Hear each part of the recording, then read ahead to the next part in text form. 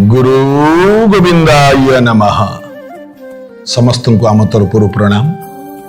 सुदशा व्रत समस्ते सुदशा व्रत करती, सबु माँ माने घरे घरे सुदशा व्रत करती, किंतु सबु वर्ष सुदशा व्रत आउ एथरर सुदशा व्रत बहुत पार्थक्य। सबु माँ माने मन देकी शुणु, सबु वर्ष सुदशा व्रत हुए, किंतु ए वर्ष सुदशा व्रत पड़ुछि दशहरा दिन, माने माँ दुर्गा देवी दशमी पूजा दिन ए वर्ष पड़ुछि सुदशा व्रत।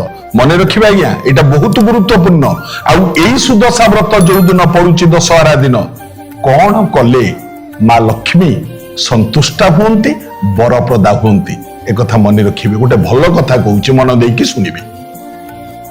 कौन करिबे आज्ञा? सुदशा व्रत जेहेतु दशहरा रे पड़ुछि, एकाथर के दुर्गांकर पूजा, माँ लक्ष्मींकर पूजा। गोटे कथा मन रखिबे आज्ञा, आमे सिना भिन्न भिन्न कहती माँ दुर्गा, माँ लक्ष्मी, माँ सरस्वती, माँ काली, किंतु सत्य कहिया गले माँ तो एक ना। आमे विभिन्न रकमर पूजा करती, जगन्नाथ को कहती, शिव को कहती, किए सूर्य को पूजा करे, किए गणेश को पूजा करे, किंतु ठाकुर तो जणे ना। परम ब्रह्म होचंती जणे, ब्रह्म जणे, भगवान जणे, ईश्वर जणे, आउ माँ मध्य एक, किंतु आमे भिन्न भिन्न करती। चाह होना कहीं मांकर पूजा, मांकर व्रत सुदशा व्रत, से दिन आपण माने निहाती माँ माने 10 पुर करिवे, 10 मंडा करिवे, लक्ष्मी कर 10 नाम रे 10 गंठी पकई हाथ रे व्रत बांधिवे। ए सब काम आपण माने करिवे, किंतु ता संगे रे गोटिए गुरुत्वपूर्ण कथा आकु निहाती करंतु। कौन? जेहेतु दशहरा दिन माँ लक्ष्मी व्रत सुदशा व्रत पड़ुछि, मने करी से दिन निहाती दुर्गा माधवाये नमः मन रखिबे।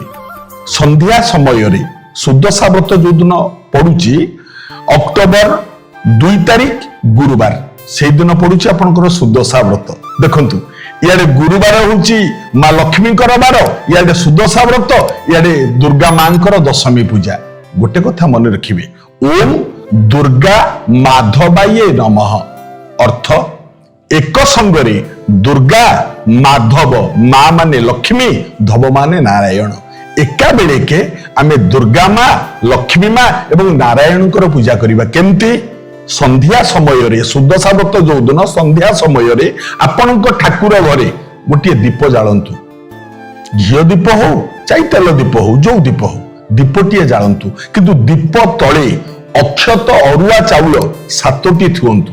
दीप तले अक्षत जो चाउल भांगी नथिवो 7टी चाउल थोई, ता ऊपर दीपटी थोई, हाथ जोड़ी ओम, खाली एतिकी कहिबे, ओम दुर्गा माधवाये नमः 7 थर कहंतु। ओम दुर्गा माधवाये नमः, ओम दुर्गा माधवाये नमः। आपण माने परीक्षा करंतु, एतिकी करंतु। संध्या समय रे माँ लक्ष्मी केते करुणा करिवे, दयामयी माँ केते दया करिवो। मार आशीर्वाद निश्चित आपण मानक मुंडरे झरिवो। किंतु मन रखिबे ए धाड़ीटी निहाती कहिबे संध्या समय रे, ओम दुर्गा माधवाये नमः। रहुछि गुरु गोविंदाय नमः।